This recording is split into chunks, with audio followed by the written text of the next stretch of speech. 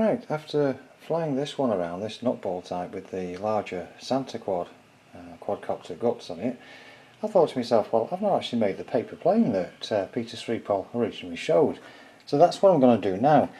And I haven't got a 4mm motored quadcopter with its associated little tiny battery as well, and the little circuit. So what I'm going to do is take apart an Eachine E010, take its main board out, and then use motors from a failed Spruce Goose project from a couple of years ago.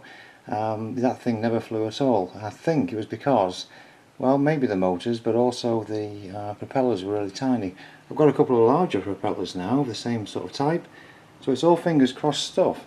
Also what I'm going to do is, this is one of those Santa Quad receivers, and I've already taken a couple of the little connector parts off, the ones for the front motors, because in this project you just use the two back motors. And the thing is, that one of these little 30 milliamp batteries actually fits in those sockets. So I'm going to take a socket off, or use one that I've already taken off, and put it onto this circuit that I'll take out of here. Right, I've taken the top cover off, and you can see hopefully that the motors on these actually solder, they don't plug in.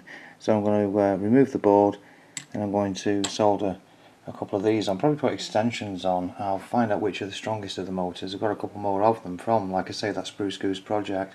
It had 8 motors on it, 4mm ones.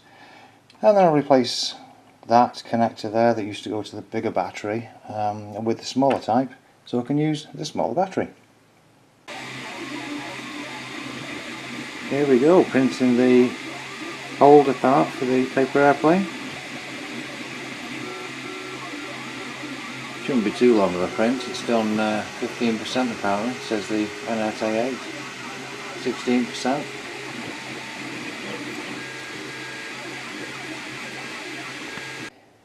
Yeah, it looks pretty good. Just got to clean off all that stuff at the bottom and then see what it looks like. And there we are. It's a snazzy little unit. In comparison, there's the now looking large transmitter, and yeah, these went on okay. I just had to put a little spot of glue over the very ends of them before putting them onto the motor shafts, and then they seem to have stayed on fine. This section here I've slightly melted, as Peter suggested, so that it can go a bit tighter onto the plane. Underneath, there we are. I've put a black elastic band around so I can keep the battery in place and maybe swap it out.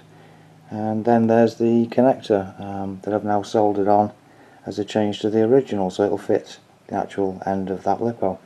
So yeah, that's I'm pretty excited by it now. It's all coming together.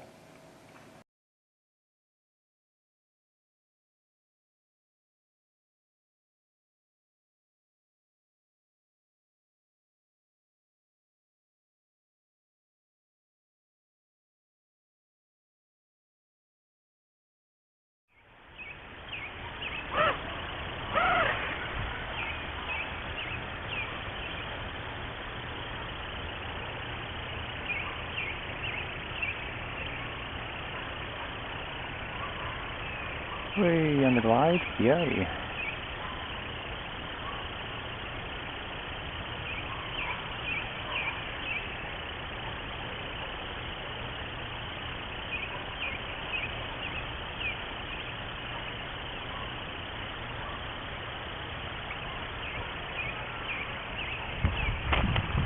There we go.